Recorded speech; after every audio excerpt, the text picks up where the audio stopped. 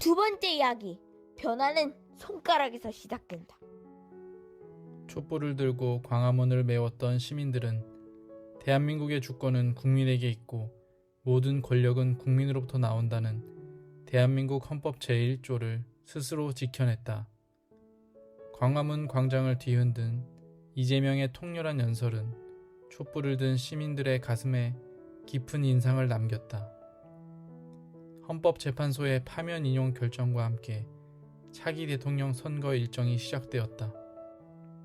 변화를 열망하는 시민들은 탄핵 정국을 거침없이 선도했던 이재명을 호명했다.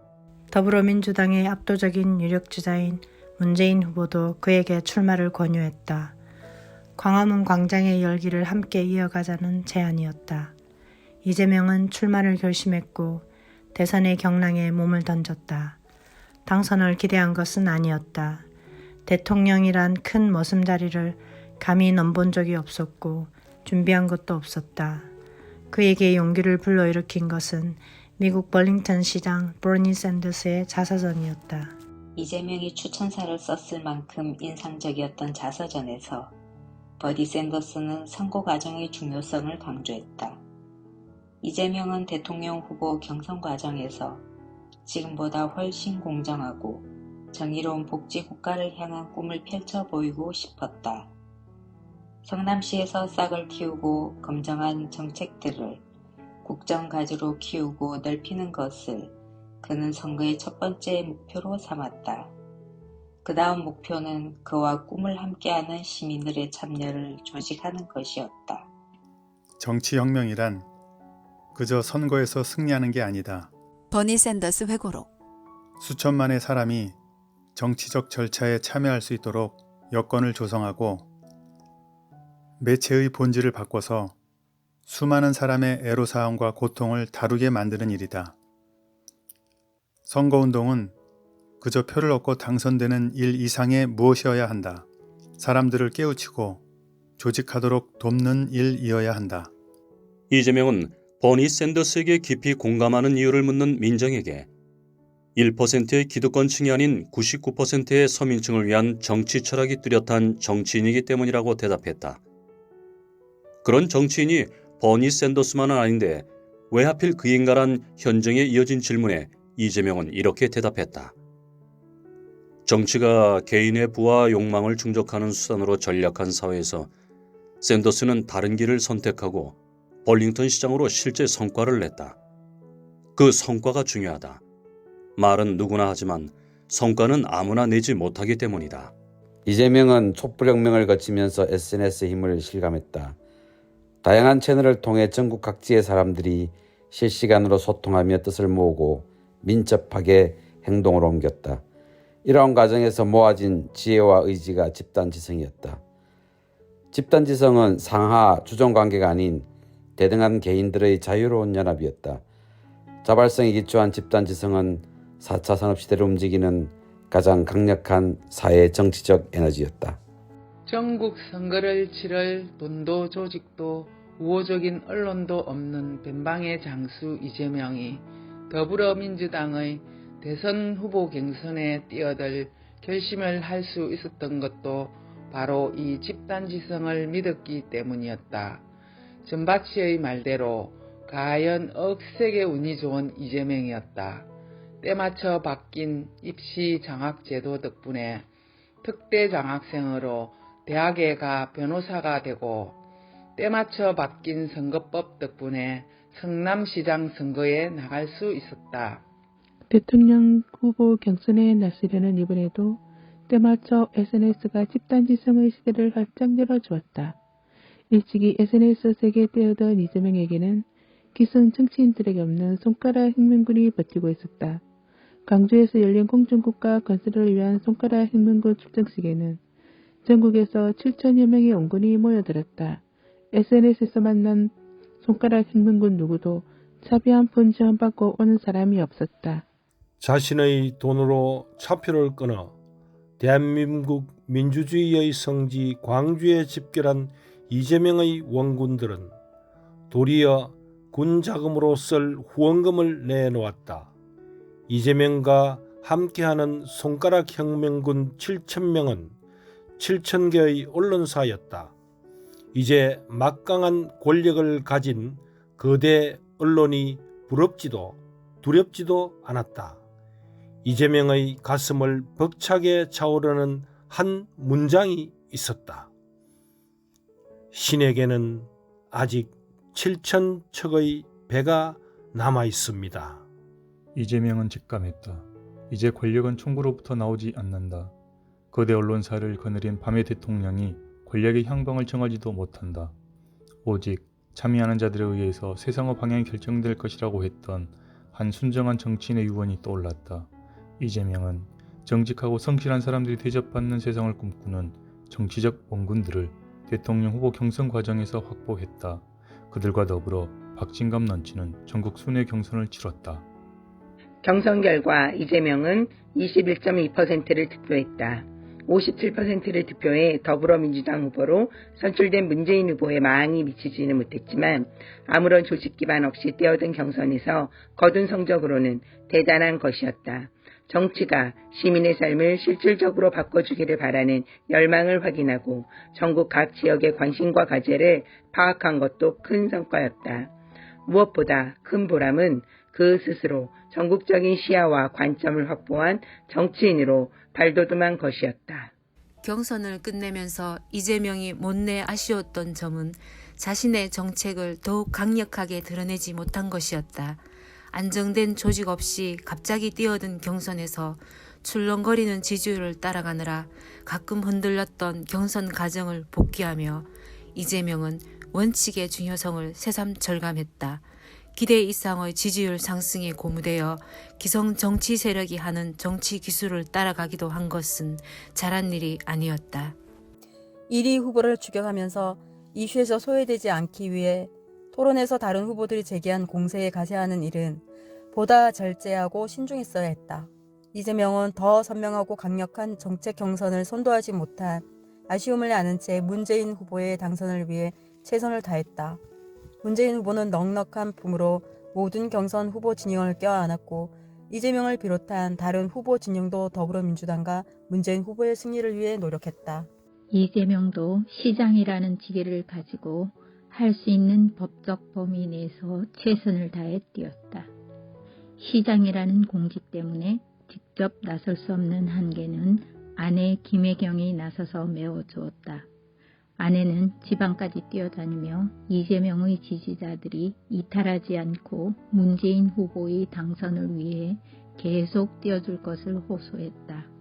2017년 5월 9일 대통령 선거에서 더불어민주당 원팀의 대표로 출마한 문재인 후보는 41.08%를 득표하며 대통령에 당선되었다.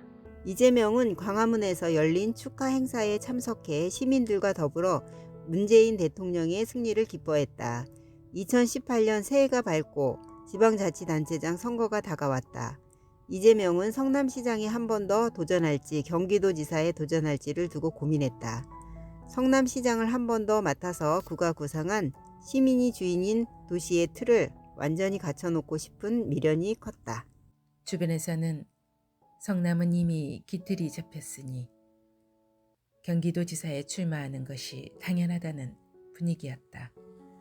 이재명은 경기도지사에 그리 큰 매력을 느끼지 못했다. 자리만 근사하지 일할 수 있는 집행권한은 성남시장보다도 못했기 때문이었다. 경기도는 서울보다 인구가 훨씬 많은 전국 최대 규모의 광역자치단체였지만 국무위원인 서울시장과 달리 고유권한이 많지 않았다. 대부분의 행정권한은 기초자치단체가 가지고 있기 때문에 중앙정부와 기초단체 사이에 낀 경기도지사는 행정 역량을 발휘하기 어려웠다. 당연히 뚜렷한 실적을 내기도 어려워 정치권에서는 경기도지사를 정치인의 무덤으로 불렀다. 근사한 자리가 아니라 할 수 있는 일에 관심을 가진 이재명은 지방자치 관련 법령을 모두 가져다가 도지사가 할 수 있는 일과 권한을 일일이 따져보았다. 생각보다 일할 수 있는 여지가 상당했다. 법령집에 나와 있는데도 지금까지 제대로 사용하지 않은 광역단체장의 권한이 많았다. 법령집 속에 잠든 그 고난을 최대한권에 사용한다면 경기도민의 삶을 조금은 바꿀 수 있다고 판단했다. 도지사 출마를 선언할 때까지만 해도 이재명은 자신의 앞에 어떤 시련이 기다리고 있는지 미처 몰랐다. 이명박 박근혜 정권이 그토록 집요하게 핍박하고 털었는데도 꼬투리 잡힐 게 없었던 이재명이었다. 작은 약점 하나라도 있었다면 감히 광화문 광장에서 단식 농성까지 벌이며 박근혜 정부에 맞서지 못했을 것이다. 국정원과 경찰을 동원해 공직자는 물론 민간인까지 사찰하고 검찰을 주무르며 법원의 재판에까지 개입한 박근혜 정권이었다. 이젠 정권이 바뀌었으니 지난 두 정권 시절처럼 터무니없는 이유로 압수수색을 당하고 수사기관에 불려다니며 조사를 받느라고 시간을 빼앗길 일은 없을 줄 알았다. 하지만 아니었다.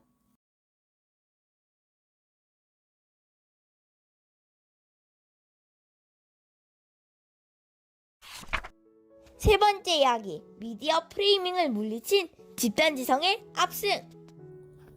이재명은 16년 동안 자유한국당의 아성이었던 경기도를 바꾸겠다고 선언했다. 새로운 경기, 이재명은 자신이 있었다. 정직하고 성실한 시민들과 함께 담대하게 다른 경기도를 만들리라 다짐하며 출사표를 던졌다. 이재명이 경기도지사 선거에 나서는 순간부터 총 공격이 시작되었다. 검찰은 과거와 조금도 변함이 없었고 경찰은 과거보다 더 심각했다. 경기도지사란 자리를 노리는 상대당의 음해도 되살아났다. 지금까지 견뎌왔고 이겨내온 상대들은 또 감당하면 되었다. 하지만 동지라고 믿어왔던 내부에서의 공세는 마음을 아프게 했다. 두려워서가 아니었다. 잘못이 있어서도 아니었다. 두려웠다면 정권과 토건 마피아들에 맞서 싸우지도 않았을 것이고 조금이라도 잘못한 것이 있었다면 벌써 이명박 박근혜 정권에 의해 산산조각이 났을 이재명이었다. 저쪽이 아닌 이쪽에서 작동하는 기득권의 횡포는 그에게 슬픔과 환멸을 불러일으켰다. 하지만 그것 또한 넘어서야 하는 것이 이재명의 운명이었다. 무수저 출신의 비주류로 정당하지 않은 어떤 기득권과도 타협하지 않고 살아온 그가 감당해야 할 운명이었다. 대한민국의 99% 국민이 매일같이 당해온 멸시와 차별이었다. 경기도민들의 눈길은 이재명이 만들 새로운 경기의 모습을 이재명이 만들는 군도시 성남에서 확인했다. 실제를 확인할 길이 없는 공안 공약에 넘어갈 도민들이 더는 남아있지 않았다. 시작하기 전부터 실력 차이가 너무 나는 경쟁이었다. 실력으로는 성산이 없다고 판단한 경쟁자들은 앞다투어 선거를 진흙탕으로 끌고 들어가려 했다. 거기에는 좌우 피하도 없었다. 당내 경선에 나선 한 후보는 선관위의 이재명의 아내 김혜경을 고발했다. HKKIM이라는 아이디를 가진 인물이 트위터에 그 후보와 한나라당이 손잡았다는 허위사실을 유포하고 노무현 대통령과 문재인 대통령을 비방했는데 트위터 계정이 이재명의 아내 이니셜과 같다는 것이었다. 언론은 이 고발을 대대적으로 보도했다. SNS에서는 HKKIM이라는 아이디를 해경군 김씨라고 바꿔 부르며 비난하고 조롱하는 글이 이어졌다. 경찰은 이례적으로 이 트위터 사건을 접수한 지 며칠 만에 수사에 착수했다. 무려 6명의 특별수사팀까지 꾸렸을 때 이미 이재명은 이 수사의 방향과 목표, 배후를 직감했다. 이재명 측이 고발한 다른 후보의 허위사실 유포는 그 내용이 인격살인 행위였음에도 단순 착각이었다고 무혐의 처리하고 이재명 측을 고발한 트위터 글에는 특별수사팀까지 꾸린 배경은 짐작하고도 남았다. 이재명은 더불어민주당 후보 경선 기간부터 선거가 끝날 때까지 이 트위터 공세에 시달려야 했다. 집요한 수사를 벌인 경찰은 기소 의견으로 이 사건을 검찰에 넘겼다. 그런데 정작 이 단계에서 고발 대리인인 변호사는 검찰에 출석하며 이렇게 말했다. 논란이 됐던 트위터 계정 사용자가 다수라고 판단된다. 때문에 김씨가 포함되지 않을 수 있다. 이게 말이 되지 않는 게 이재명. 그 아이디를 사용하는 인물이 나한테 시장님 고향이 어디냐고 물어봐요. 내가 태어난 마을, 다녔던 초등학교, 아버님 산소가 어딘지 다 아는 집사람이 내게 고향이 어디냐고 묻는 게 말이 돼요? 세상에 어떤 아내가 결혼한 지 20년이 넘은 남편에게 고향이 어디냐고 물어봅니까? 민정현정이 확인한 이재명의 일기장에도 이재명의 고향 안동 도천에 대한 이야기가 여러 번 아주 자세하고 길게 나와 있었다. 이재명이 김혜경에게 프로포즈한 다음 건네준 것이 이 일기장이었고 김혜경은 그 일기장을 보고 이재명과 결혼을 결심했다. 김혜경은 이 사건이 발생하기 전에 한 잡지와의 인터뷰에도 시어머니가 자주 이재명이 어릴 때 어떻게 자랐는지를 얘기해 주었다고 말했다. 이재명의 아내가 이재명의 고향을 모르는 것은 불가능하고 따라서 해경군 김 씨는 김혜경과 동일인일 수 없다는데 민정현정은 이견이 없었다. 고발 대리인 스스로 아이디 HKKIM이 이재명의 아내라고 주장해온 기존의 주장을 완전히 뒤집은 것이다. 수원지방검찰청도 계정의 아이디와 비밀번호가 공유돼 여러 명이 사용한 것으로 글을 게시한 사람을 특정할 수 없다며 기소하지 않았다. 이재명의 편을 들어줄 리 없는 검찰이었다. 죄가 되지 않는 일을 끝까지 법원으로 끌고 가 이재명을 괴롭혀온 검찰마저도 도저히 기소 불가능하다고 판단한 것이다. 트위터 아이디 HKKIM 논란은 이렇게 이재명의 아내 김혜경과 무관한 것이 분명해졌다. 이재명은 아내에게 미안하고 면목이 없었다. 보통 시민의 상식을 삶의 정석으로 여기며 살아온 김혜경에게 이런 악의에 찬 공격은 너무나 섬뜩했다. 하지만 이재명의 아내와 가족을 괴롭히는 일은 이것으로 끝나지 않았다. 바른미래당 경기도지사 후보는 한 여성 배우를 선거판에 끌어들여 저급한 비방전을 벌였다. 이재명을 공격한 그 배우는 이전에도 몇 차례 말을 바꿔가며 이재명을 공격하고 번복하고 사과하고 지우기를 반복한 이력이 있었다.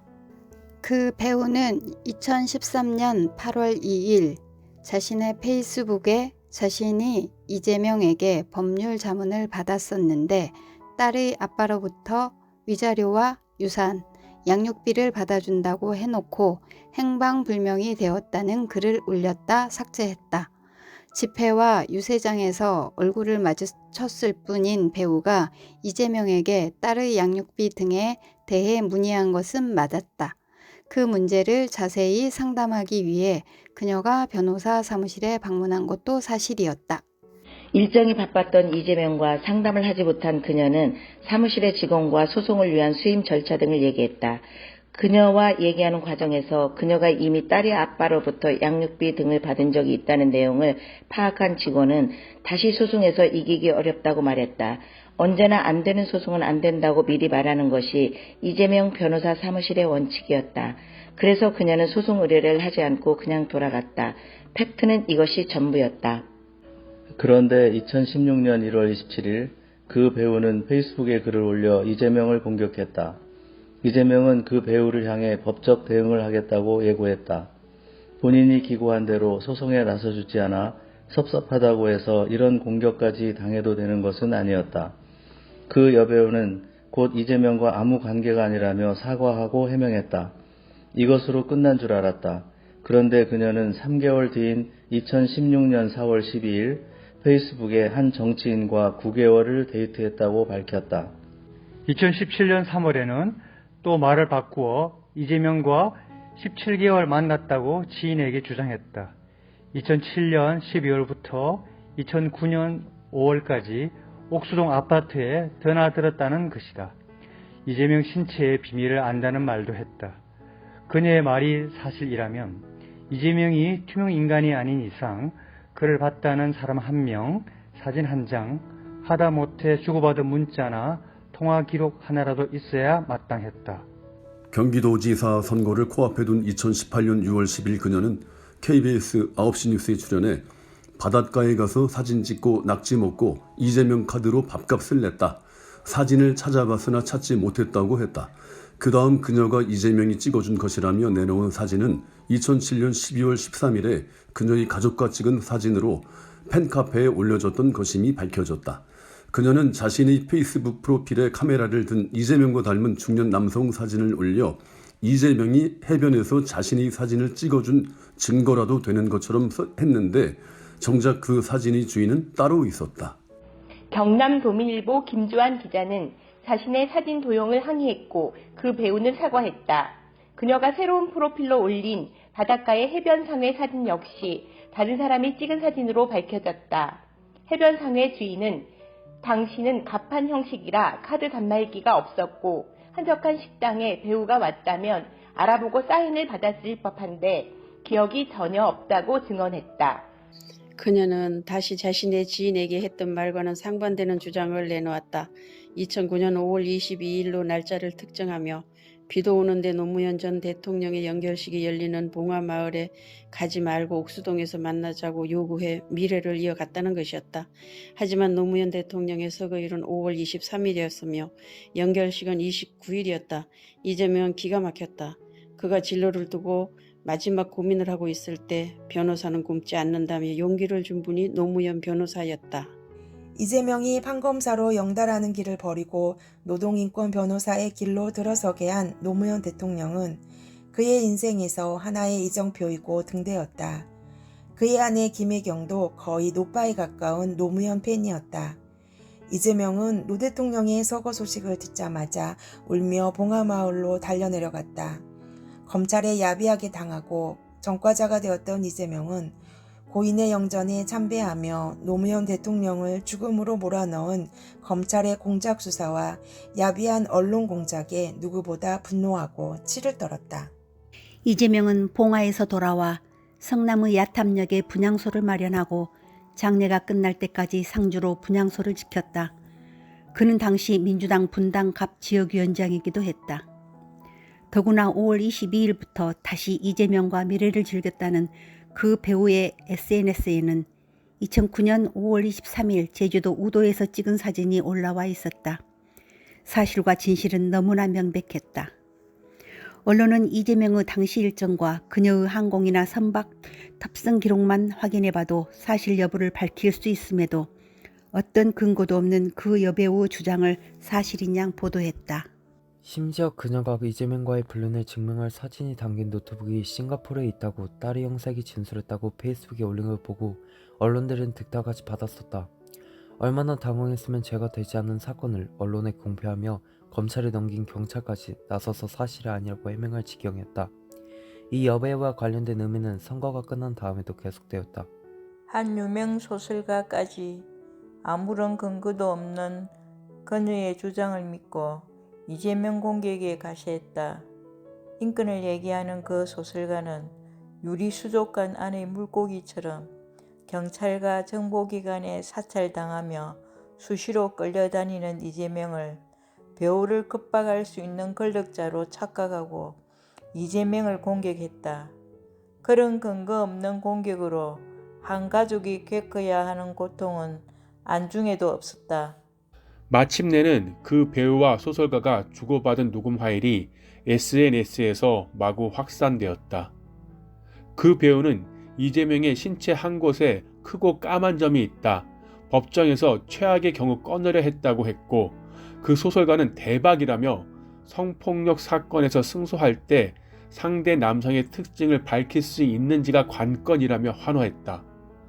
SNS에 퍼진 그 녹음을 들은 사람들은 그런 유명 소설가가 거짓말을 할 리가 있겠느냐며 이재명을 비난했다.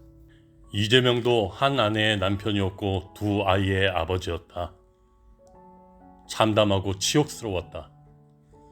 아내에게 미안하고 자식들에게 미안했다. 이재명은 결심했다. 이재명은 정면 돌파였다. 이재명은 이 치졸하고 노절한 사건을 입건한 경찰에 자진 출두해서 신체 검증을 받겠다고 통보했다. 치욕스러웠지만 그 방법밖에 없었다. 그런데 그들이 내민 스모킹건을 잡은 경찰이 신체 검증을 유보했다.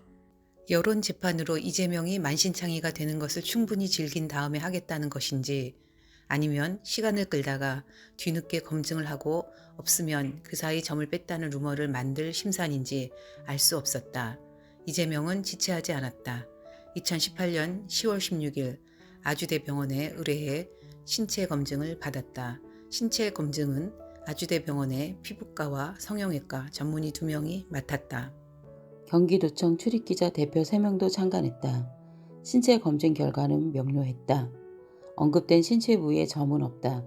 레이저 시술 흔적, 수술 봉합, 절제의 흔적도 없다. 그 배우와 그 유명 소설가가 떠들어댄 스모킹 건은 터무니없는 거짓말임을 만천하에 드러냈다. 하지만 스모킹 건을 확보했다며 대박이라고 환성을 질렀던 작가와 배우는 사과하지 않았다.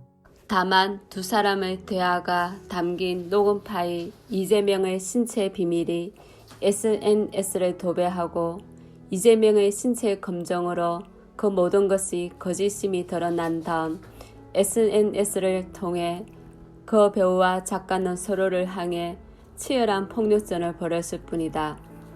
이재명의 결백은 명백하게 입증되었다. 대박이라고 한 그 배우의 거짓말도 여지없이 드러났다. 하지만 누구도 이승적 모욕 사건에 대해 책임지지 않았다. 만약 이재명 아닌 다른 사람이었어도 그랬을까? 그가 이재명이기 때문에 이렇게 인권을 침해해도 괜찮다는 것인지, 아니면 남성이어서 성적 치욕을 당해도 괜찮다는 것인지 알 수 없었다. 허위 사실로 밝혀진 그 배우와 작가의 녹음 파일을 사실로 단정하며 이재명을 비난했던 누구도 사과하지 않았다. 하나의 나무만 보지 않고 숲을 보면 그 하나의 나무가 어떤 처지에 놓였는지 더 잘 보일 때가 있다. 세상에서 가장 억울한 게 나만 혼자 당하는 건데 이재명 말고도 비슷하게 당한 변호사 출신 정치인이 있었다. 정직하고 정의롭고 강직한 정치인으로 주목받는 그 의원도 사람답게 살아야 할 패소 변호사로 저격당했다.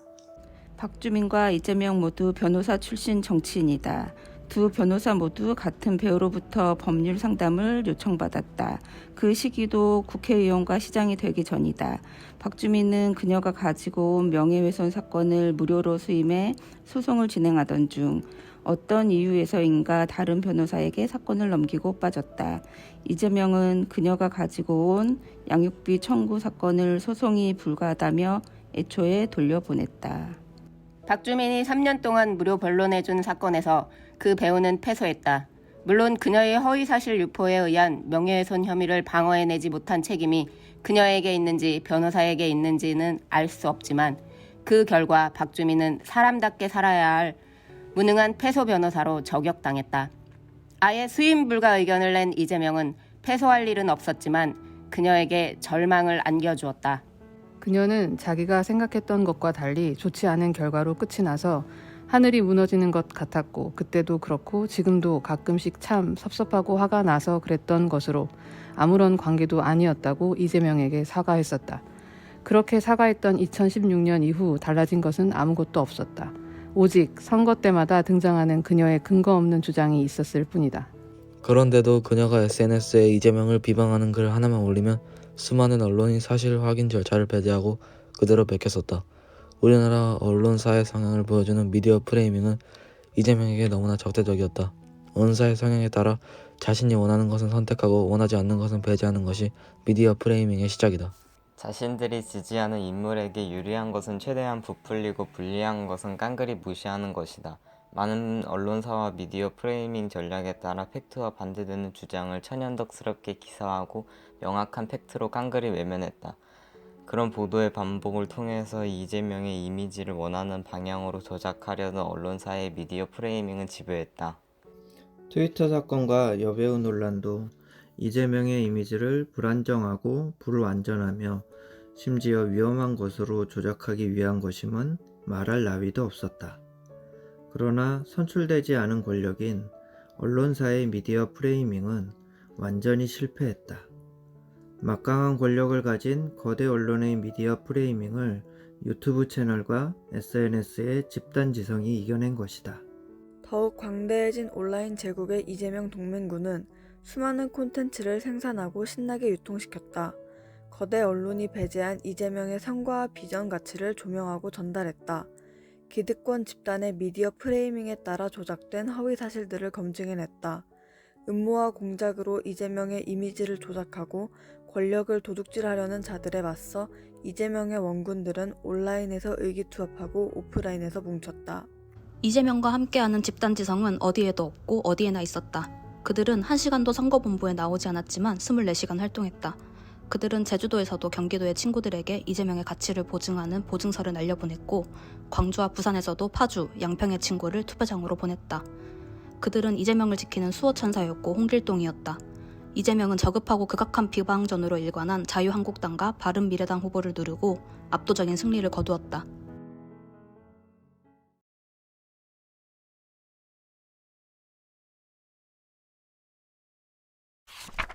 네 번째 이야기, 어렵다는 것은 가능성이 있다는 것이다. 경기도민 337만 621명이 이재명을 경기도 모순 1호로 채용하는 계약서에 부뚜껑을 눌렀다. 득표율 56.4%의 압승이었다. 낡은 정치 집단의 공작 정치는 완전히 파산했다. 언론 권력의 미디어 프레이밍도 실패했다.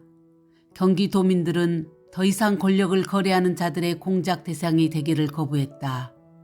시민들은 검증하지 않은 사실을 보도하는 언론을 검증하며 스스로 진정한 언론이 되었다. 경기도지사 선거는 집단지성의 힘을 유감없이 보여준 집단지성의 승리였다. 이재명은 56.4%의 지지를 획득하며 35.5%를 얻은 자유한국당의 남경필 후보를 누르고 압승했다. 16년 동안 경기도를 장악했던 자유한국당을 20% 넘게 이긴 것이다. 경기도민들은 이재명을 비방하며 선거판을 진흙탕으로 만든 바른미래당을 더 철저히 응징했다. 치과의사 김영아는 고작 4.8%를 얻었다. 경기도민은 성남시를 명품 도시로 만들 검증된 미래를 선택했다. 능력은 없으면서 욕심만 많은 배짱이와 신락 같은 권력만 보여도 미친 듯이 달려드는 불나방에게 더는 속지 않았다. 이재명은 혼자 이기지 않았다. 32개 시군을 돌며 함께 일할 더불어민주당 시장 군수 시도의원의 지지를 호소한 이재명이었다. 경기도의 31개 시군 중에서 연천군과 가평군 두 곳을 제외한 모든 시장 군수 선거에서 승리했다. 양평군의 정동규는 유사 이래 최초로 민주당 후보로 군수에 당선했다. 도의원 142석 중 135석을 확보했다. 인구 1,300만 명의 경기도는 서울보다 인구가 240만 명이나 많은 대한민국 최대 지방자치단체였다. 경기도가 바뀌면 대한민국이 바뀌었다. 자유한국당의 16년 집권을 종식시킨 이재명은 새로운 경기를 만드는 일에 착수했다. 이재명이 걸어온 길이 늘 그랬듯이 그의 앞에 꽃길은 없었다. 이미 끝난 당원과 도민의 압도적 선택과 결정을 엎어치게 하려는 음모와 공작이 시작됐다.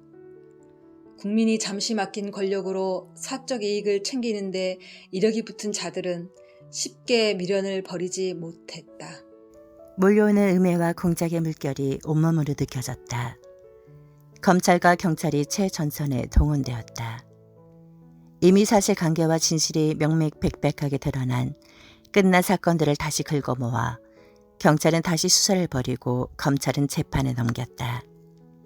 부패 세력과 결탁한 언론은 이재명을 자진 사퇴로 몰아가는 미디어 프레이밍을 짰다.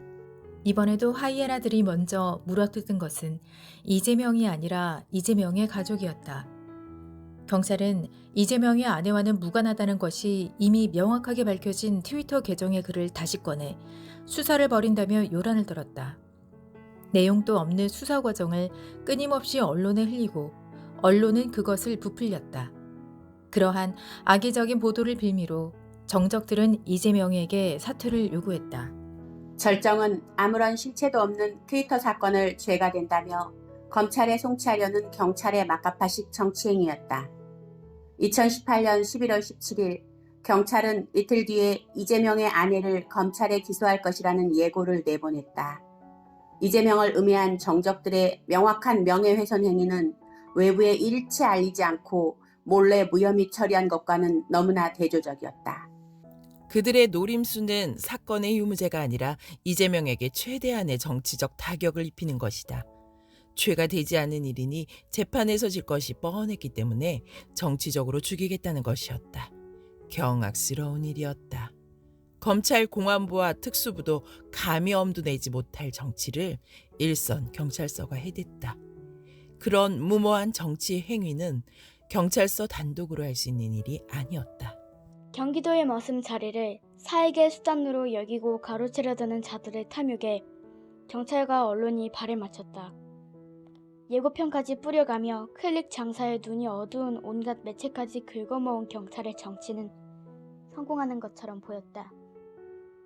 경기도 지사직을 도둑질하려는 자들은 너무도 몰랐다. 모든 것은 과유불급.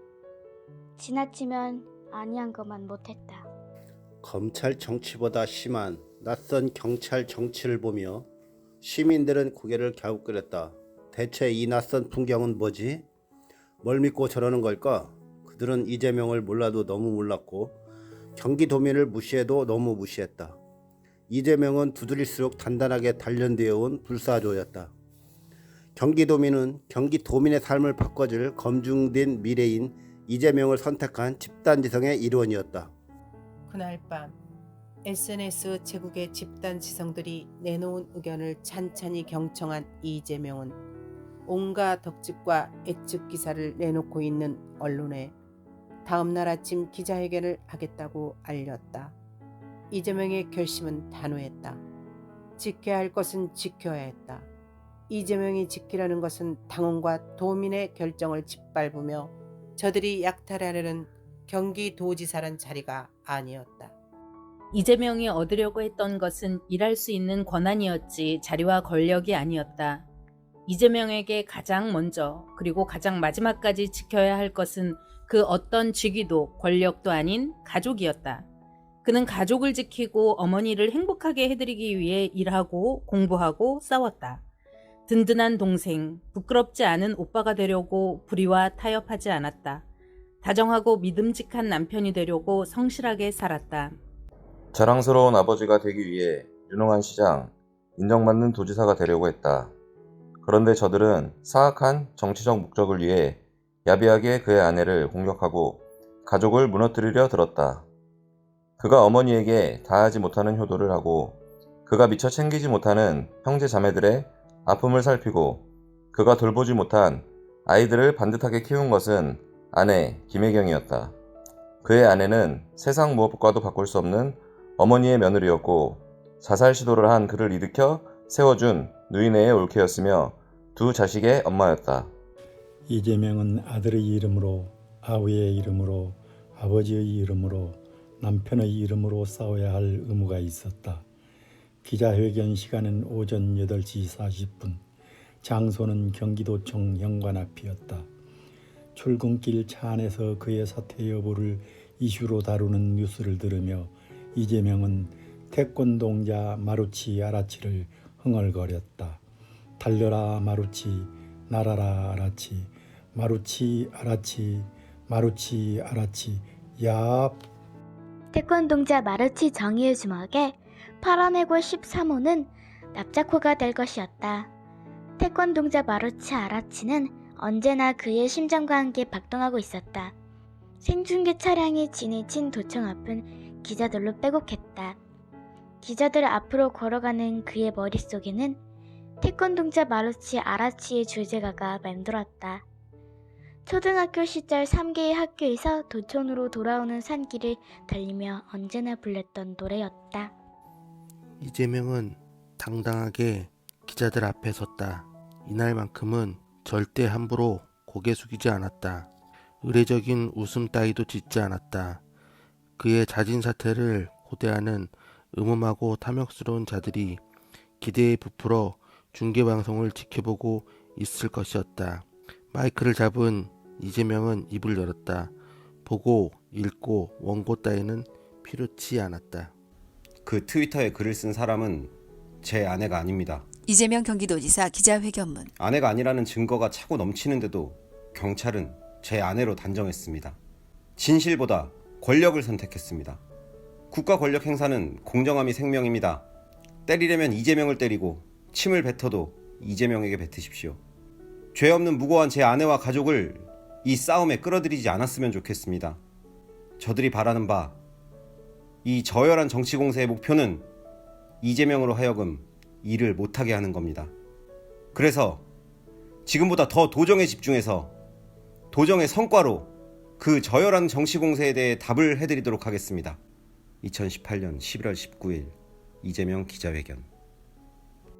이재명의 이날 기자회견 영상을 다시 본 민정은 이재명에게 정치 공작을 했던 사람들에 대한 보복을 생각해 본 적이 있느냐고 물었다. 이재명은 이렇게 대답했다. 시장이고 도지사고 대통령이고 다 주어진 임기가 있는 계약직 공무원입니다. 저에게는 그런 일로 낭비할 시간이 없습니다.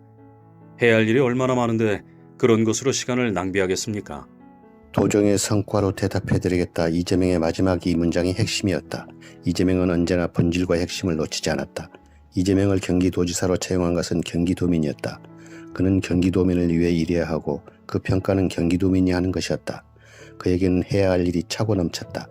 능력은 없으면서 패거리 정치로 연명해온 자들은 좌우 피할 것 없이 어디에나 있었다.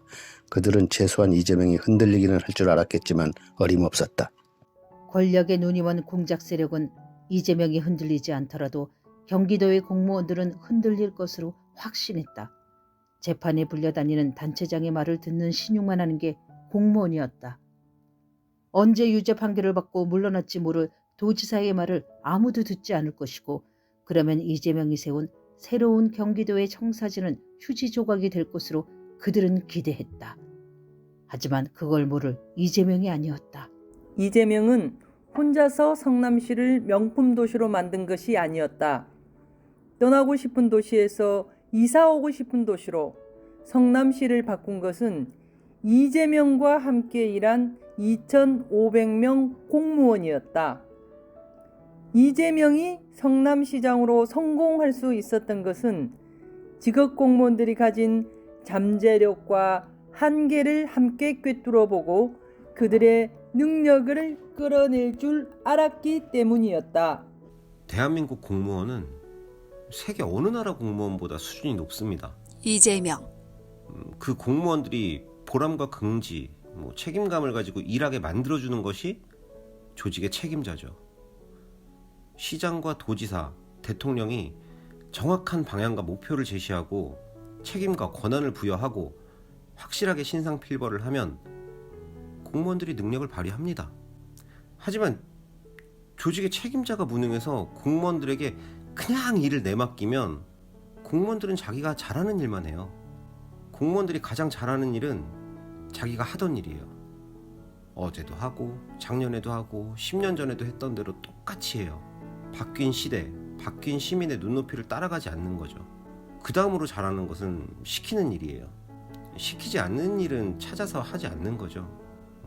그리고 마지막으로 잘하는 일은 자기가 하고 싶은 일입니다.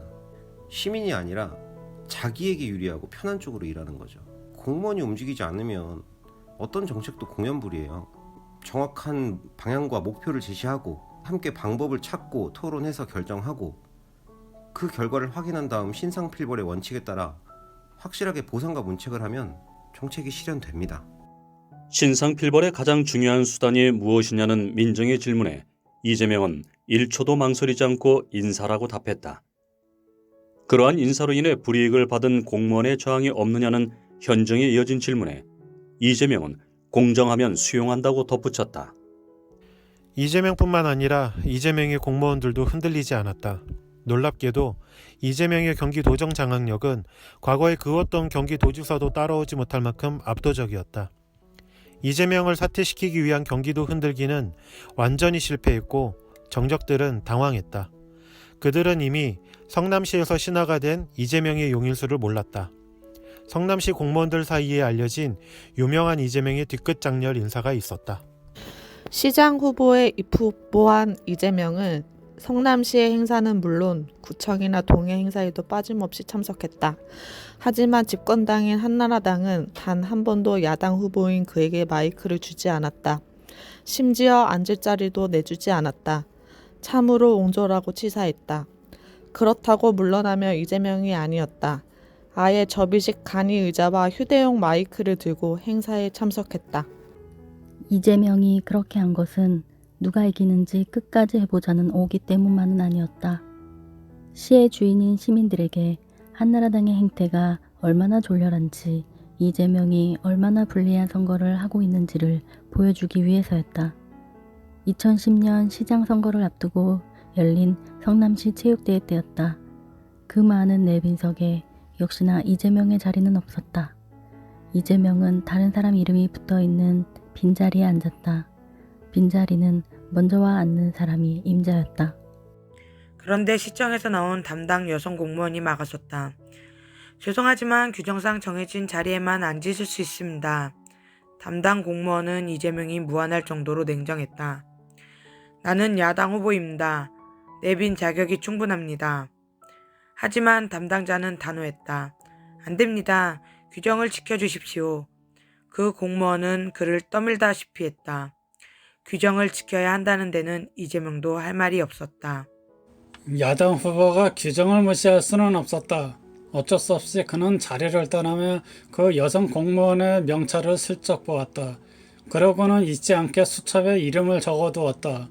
시장에 당선된 다음 이재명은 수첩을 뒤지다가 우연히 그 여성 공무원의 이름을 발견했다. 그는 그 직원이 어느 부서에 일하는지 확인해 보라고 했다. 뒤끝 정렬이었다. 그런데 그 직원은 근무 성적도 뛰어나고 평판도 좋았다. 이재명은 다음 인사에서 그 직원에게 더 중요한 보직에 배치하도록 지시했다. 그 직원과의 유쾌하지 않은 인연을 알고 있는 비서실에서 의아스러워하며 물었다. 그 자리는 가고 싶어하는 직원이 많은데 왜 그 직원을 보냅니까? 공무원이라면 모름지기 자기가 맡은 일에 그렇게 충실해야죠. 더구나 그 자리는 책임감이 중요하지 않아요? 자신의 책임을 다하기 위해 이재명을 내빈석에 앉지 못하게 밀어냈던 그 직원은 남들이 부러워하는 보직으로 이동했고 훌륭한 성과를 냈다. 이 일은 성남시 공무원 사이의 이재명의 대표적인 뒤끝 장렬 인사로 오래 입에 오르내렸다. 이재명의 인사꽃과 평가는 엄격했고 기준은 공정했다. 시민을 위해 최선을 다하면 진급하고 좋은 자리로 갈 수 있다는 성남시 공무원들의 신뢰는 아주 힘이 셌다. 이재명은 공무원을 움직일 줄 알았다. 공무원들에게 자부심과 긍지를 불어넣을 줄 알았고 공정의 힘과 가치를 보여주었다. 이재명이 바꾼 새로운 경기도를 경기도민은 금방 쉽게 확인할 수 있었다. 경기도의 모든 공공병원 수술실에 CCTV가 설치되었다. 전국의 병원 수술실에 CCTV를 설치해도 아무런 부작용이 없고 환자와 의사 사이의 신뢰를 더 높여줄 뿐이라는 것을 입증했다. 불법 고액 대출과 성매매 광고 찌라시는 추적해 단속했다. 길바닥에 보기 민망하게 깔렸던 성매매 찌라시가 사라졌다. 시민들의 생활과 편익을 해치는 불필요한 규제는 최소화하고 시민들의 생명과 안전을 위해서는 경기도가 동원할 수 있는 모든 권한을 주저없이 꺼내들었다. 이재명이 취임한 다음 가짜 구급차는 경기도에서 완전히 사라졌다. 일하는 방법을 아는 이재명이었다.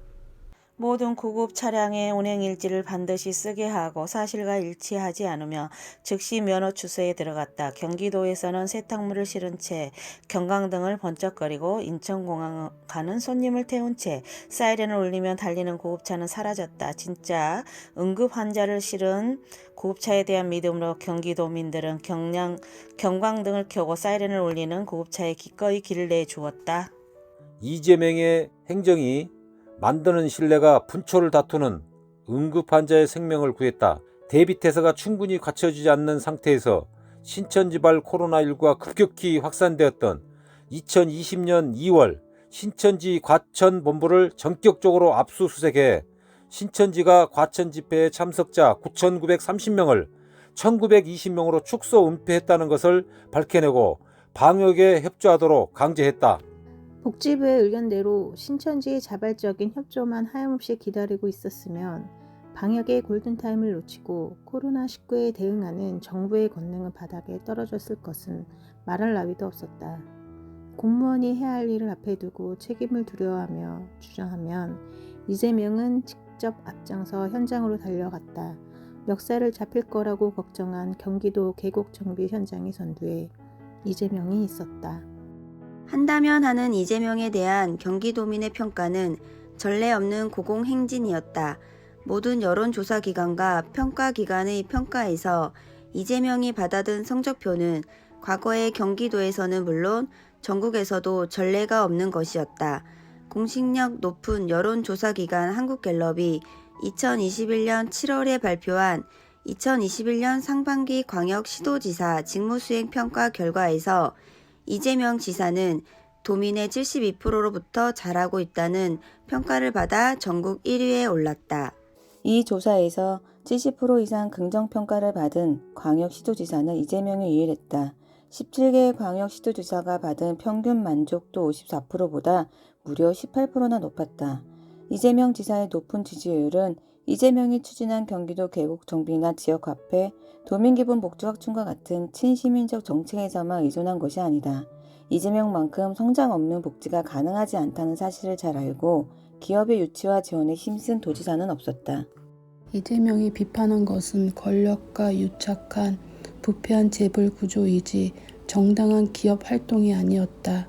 경제 전문지 매일경제가 50개 대기업과 50개 중소기업 총 100개의 기업 임원을 대상으로 실시한 기업하기 좋은 환경을 위해 가장 노력을 기울이는 단체장 조사에서 이재명은 1위를 차지했다.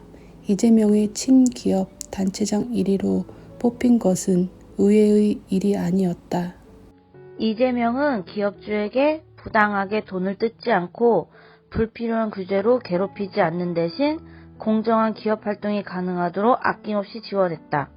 시흥에 있는 세계 최대 인공 서핑장 웨이브파크는 이재명의 기업 정책을 보여주는 대표적인 사례다. 웨이브파크는 부산에서 인공 서핑장을 만들려고 노력했지만 2년 반 동안 행정 절차도 다 밟지 못했다.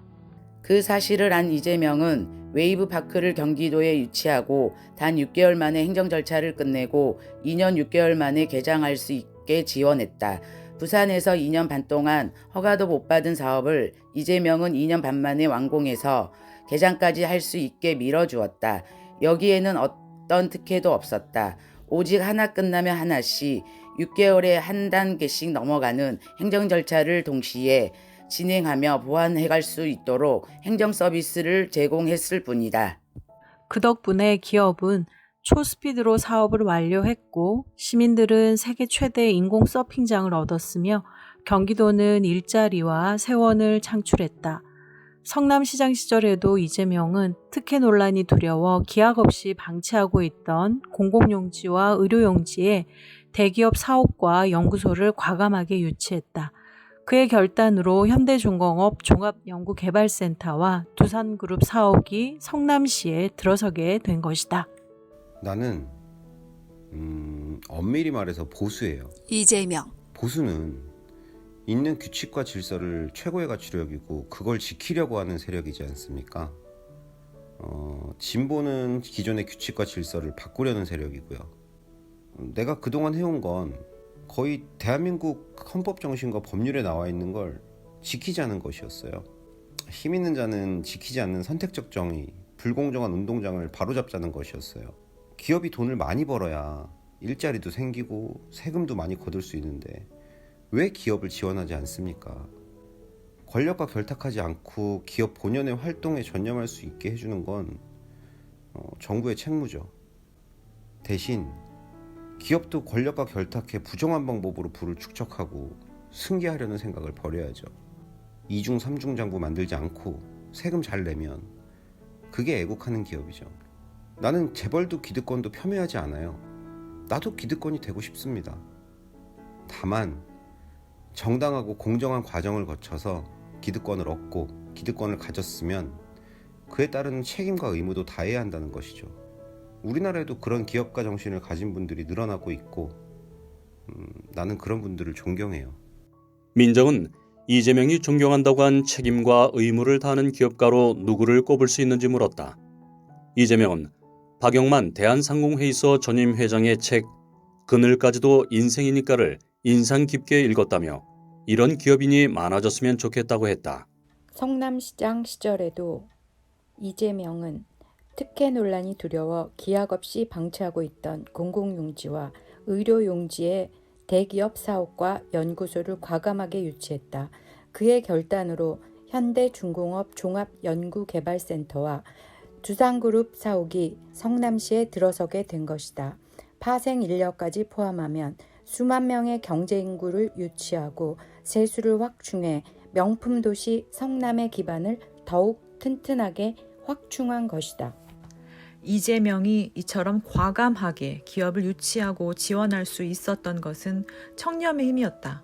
이재명은 기업 유치 과정에서 시민과 도민의 이익을 얻으려고 했을 뿐 그 어떤 사익도 취한 적이 없었다. 이재명과 함께 일해본 기업들은 누구나 이재명을 좋아할 수밖에 없었다. 이재명은 뒤로 요구하는 것이 전혀 없는 도지사였다. 이재명은 특혜 시비가 두려워 아무것도 못하는 시장, 도지사들과도 근본적으로 달랐다. 이재명에게는 청렴의 힘, 정직의 힘이 있었다. 시민과 도민이 부여한 신뢰의 힘을 이재명은 시민과 도민을 위한 성과로 만들어냈다.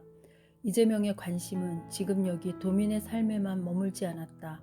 그는 대한민국의 역사를 바로 세우는 한편으로 남북의 교류 협력을 통한 공동번영의 길을 개척하는 일에 앞장서 왔다. 독립유공자를 비롯해 조국을 위해 헌신한 분들을 예우하고 친일 잔재를 청산하는데 이재명만큼 노력한 시도지사는 없었다. 이재명은 도지사 취임 이듬해부터 도내의 유무형 친일 잔재 전수조사와 청산 작업을 병행해 왔다. 경기도 홈페이지 역대 도지사 소개란의 맨 앞자리를 버젓이 차지하고 있는 1대 도지사 구자옥과 2대 도지사 이해익의 친일 행적부터 공개했다.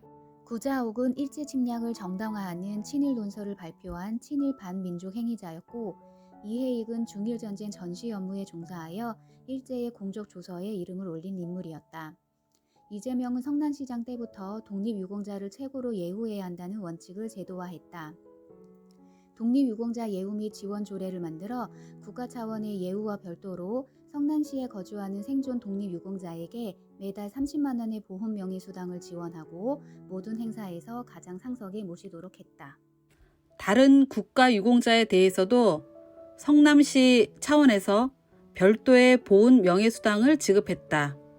보훈 유공자 초청 행사를 열고 보훈 유공자 단체에 대한 지원도 아끼지 않았다. 말로만 애국을 떠들며 보훈 유공자들을 정치적으로 이용만 한 정치인들과 달리 이재명은 명실상부하게 보훈 유공자를 전국 최고로 예우했다. 진정으로 애국자를 예우하는 시장을 보훈 유공자들이 가장 먼저 알아보았다.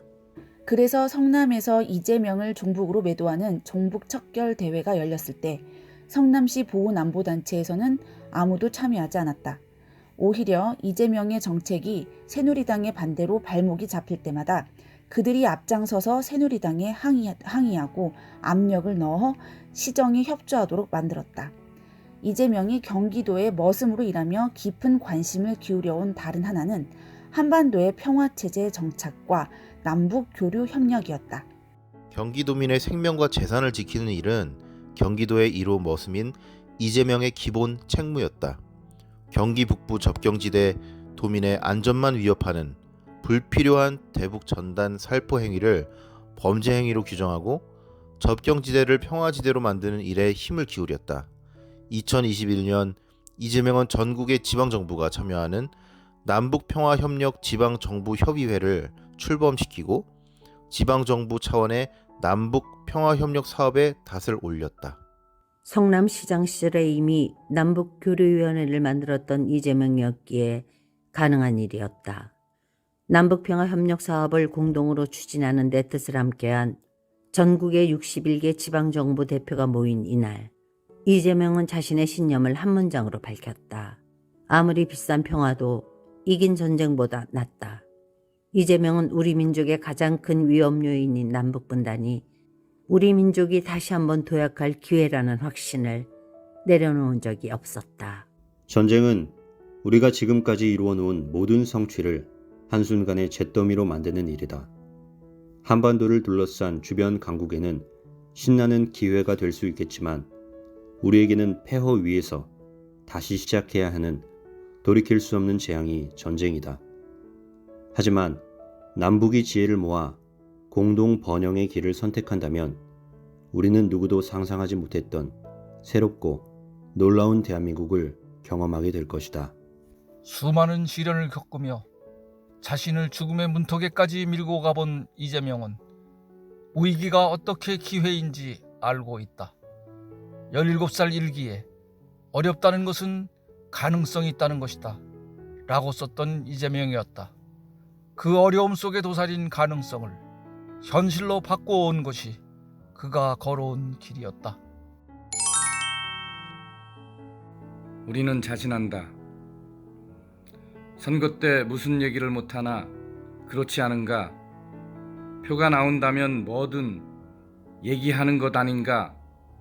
세계 어느 나라든지 지금은 감옥에 가 있는 한 전직 대통령이 재임 중에 당당히 한 말이었다. 하지만 이재명은 성남시장과 경기도지사에 출마하면서 이렇게 말했다. 저는 공약하지 않고 계약합니다. 그의 계약 이행률은 성남시장 8년, 경기도지사 3년의 성적표로 확인할 수 있다. 이재명은 지금 국민 앞에 대한민국 머슴 1호 채용 계약서를 내밀었다. 머슴 5년 동안 하겠다는 계약의 내용과 이행 능력을 검증하는 것은 채용 심사를 맡은 국민의 몫이다.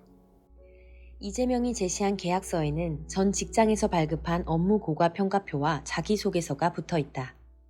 이 책은 이재명이 제출한 자기소개서를 검증한 결과물이라고 해도 무방하다. 완벽하지는 않지만 거의 완벽하다고 우리는 자신한다. 헛된 공약과 조작된 이미지를 보고 권력자를 선택하려는 국민은 이제 많지 않을 것이다. 내가 바라는 일을 해줄 머슴을 채용하려는 심사위원들의 검증 과정에 이 책이 도움이 될 수 있기를 바란다. 인간의 이야기를 다루는 일을 하는 우리가 조사 분석하고 검증한 이재명의 서사는 우리가 짐작했던 것보다 훨씬 더 근사하고 훌륭했다. 하지만 기득권 언론의 미디어 플레이밍은 이재명이 거느린 매혹적인 서사를 위협할 정도로 심각했다. 미디어가 왜곡한 사실을 바로잡으면서 이재명의 서사를 진척시키기 위해서 우리는 더 많은 판단의 근거를 독자에게 제시할 방법을 찾아야 했다. 그렇게 해서 찾아낸 방법이 이중의 스토리텔링을 진척시킨 삼중의 스토리텔링이었다. 객관적으로 존재하는 이재명의 서사, 증언과 자료, 그리고 서술자인 우리의 서술이 그것이다. 편파적인 미디어 플레이밍에 대응하기 위해서 정직한 미디어 리포트의 역할을 서사의 서술자에게 추가한 것이다. 이 책의 독자들이 검증의 주체가 되어 이재명의 서사를 입증하는 직접적인 자료와 이재명의 서사를 다룬 우리의 서술을 비교 검토하면서 이재명 서사의 객관적인 진실에 다가갈 수 있기를 기대한다.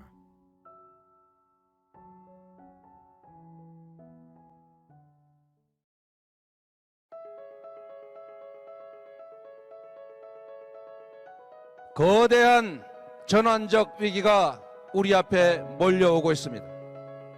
밖으로는 기후위기에 따른 에너지 전환, 기술혁명에 따른 디지털 전환, 주기적 팬데믹이 우리를 위협합니다. 우리 안으로는 누적된 불공정과 불평등, 불균형과 구조적 저성장의 악순환이 갈등과 균열을 격화시키고 있습니다. 촛불혁명으로 쫓겨난 국정농단 세력과 부패 기득권 세력의 반성 없는 기환을 막아야 합니다. 사회 곳곳에 펴져 있는 불공정과 불평등, 소수의 기득권 카르텔을 반드시 깨고 기회가 넘쳐나고 공정과 정의가 살아 숨지는 그런 미래로 나아가야 합니다. 정치의 역할은 바로 강자의 힘에 의한 일탈과 횡포, 기회의 독점, 불공정한 구조를 통한 부당한 이익을 억제하고 힘없고 가난한 모든 이들에게 평등한 기회와 공정한 경쟁, 정당한 몫을 보장하기 위한 것입니다. 국가 예산 7% 낚여서 농민, 농어민, 학생, 아동, 청년들에게 연백만 원씩 기본소득을 지역화폐로 지급하면 가계소득도 늘어나고 지역경제도 살아나고 골목경제도 살아나고 지방경제도 살아나고 대한민국의 경제가 살아납니다. 이런 거 우리 한번 해보지 않겠습니까?